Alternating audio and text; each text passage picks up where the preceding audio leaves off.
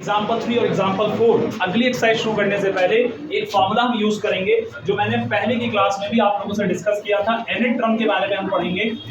तो unit term एक तरह से आपका लास्ट टर्म ही होता है बच्चों। क्या होता है? Last term. इसको हम एन से भी मतलब डिनोट करते हैं, सॉरी ए एन से भी डिनोट करते हैं।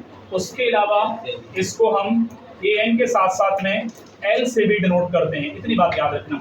दूसरी बात यह है कि एक फॉर्मूला हमने पढ़ा था N is equal to A plus N minus one D into D. इसके अंदर बच्चों ए फर्स्ट एन का मतलब एनथ टर्म, ए का मतलब फर्स्ट टर्म, एन का मतलब नंबर ऑफ टर्म्स, डी का मतलब कॉमन डिफरेंस। बस इतना याद रखना।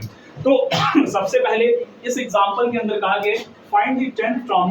ध्यान रखना, क्वेश्चन के स्टेटमेंट को अब जज करना सीखो। अब यहां से सही तरह के क्वेश्चन शुरू होने वाले हैं। 5 का उमरा find the 10th term of the AP 2, 7 and 12। ये सॉल्यूशन है, भूल जाओ, मैं इसको कराता हूं अपने हिसाब से। बहरहाल यहाँ पर देखो हमारे पास कुछ इस तरह दे रखा है। जब भी आपको ऐसे करके सीक्वेंस दे रखा है और आपसे पूछा है कि फाइंड द 10th टर्म, तो इस बात का मतलब है बेटा A10 आपको निकालना है। सबसे पहला आपके माइंड में ये सवाल जरूर आना चाहिए कि हमसे पूछा गया है, उसको रेडी कर लो।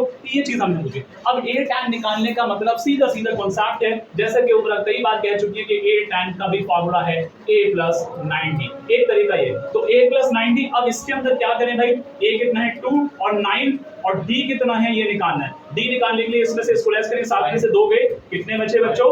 5। तो 5 क्या है, ये आपका D है। तो 5 को यहाँ पुट किया, 2 प्लस 9 पे 45। तो इस तरह से 47 आपका आंसर आ जाएगा A10। सिंपल सा है, ठीक है।